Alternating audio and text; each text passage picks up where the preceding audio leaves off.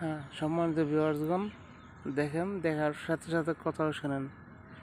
যে পরের পর্বতে আসছে ইবলিশ তখন বলতেছে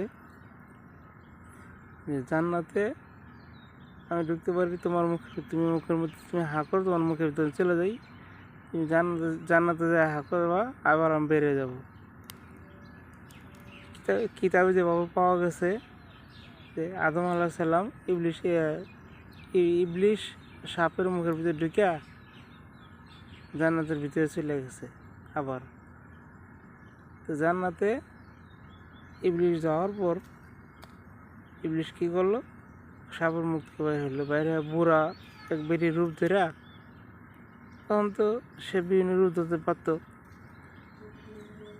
তাকে রূপ চেঞ্জ করার ব্যবস্থা করে দেওয়া হয়েছিল, আল্লাহ তালা করে দিয়েছে। আদম আল্লাহ সাল্লামকে বলতেছে, হাওয়া আল্লাহ সাল্লামকে বলতেছে, হে হাওয়া, তোমরা চিরকাল জান্নাতে থাকতে পারো, তোমাদের জন্য একটা পরামর্শ। তা হাওয়া আল্লাহ সাল্লাম ছিল একটা মহিলা মানুষ, মেয়ে মানুষ।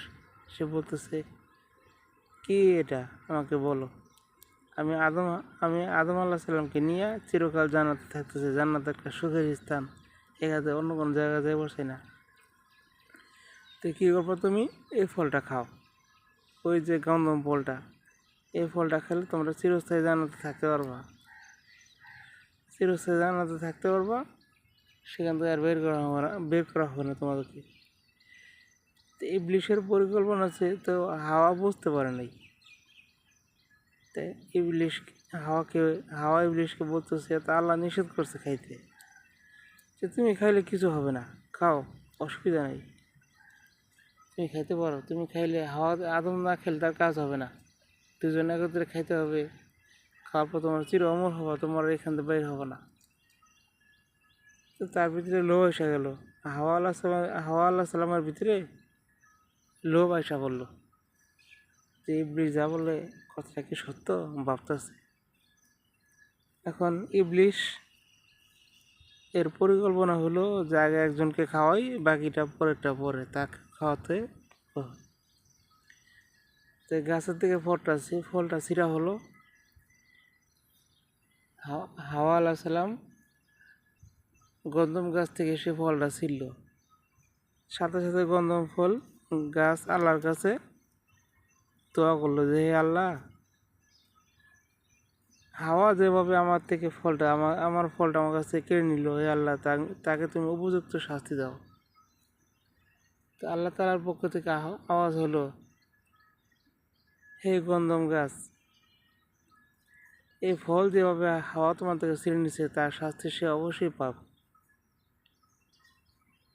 তাকে এমন ব্যবস্থা করা হবে, তাকে দুনিয়াতে নামানো হবে, তার প্রতি মাসে মাসে ঋতুস্রাব হবে। ঋতুস্রাবের ফলে তাকে কি হবে, সে এর পরিবর্তে এই দুজন মিলিত হবে, সেখানে সে গর্ভবতী হবে, সেখান থেকে সে দুনিয়াতে সন্তান লাভ করবে। এই পরিকল্পনা আল্লাহ তাআলা সাজাইছে, এটা আল্লাহর হুকুম ছিল। কিতাবে যেভাবে দেখছি সেভাবে বললাম। যে হাওয়া আলাইহিস সালাম ইবলিশের প্রতারণায় পড়া গন্ধম ফলের রসটা খাইছে। খাওয়ার পর দেখছে ফলটা খুব মিষ্টি সুস্বাদু। এখন আদম আলাইহিস সালামের কাছে সে ফলটা নিয়ে গেছে। সে ফলটা নিয়ে যাওয়ার পরে হাওয়া বলতেছে, হে আদম, তুমি ফলটা খাও, ভালো হইব, খুব মিষ্টি। তো এটা কি? এটা হলো গন্ধম ফল। না, আল্লাহ তাআলা নিষেধ করছে, আল্লাহর হুকুম অমান্য করা যাবে না।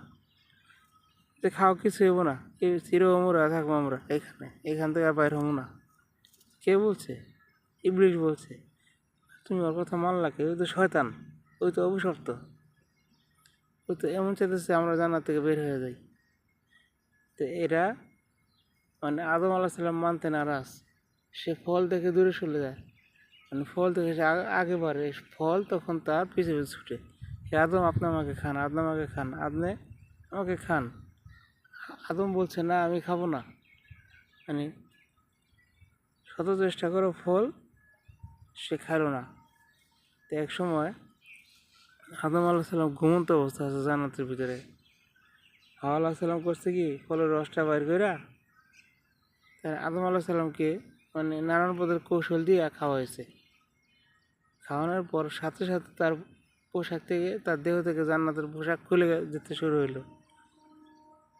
হাওয়া আলাহ সাল্লামের গায়ে থেকে পোশাক খুলছে, কিন্তু পরে মানে দুজনের একসাথে খুলবো আর কি।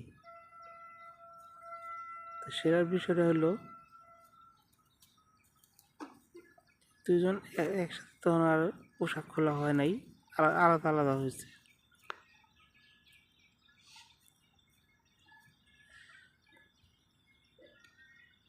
ফল কিন্তু আগে হাওয়া আলাহ সাল্লাম খাইছে, তার পোশাক খুলে নাই।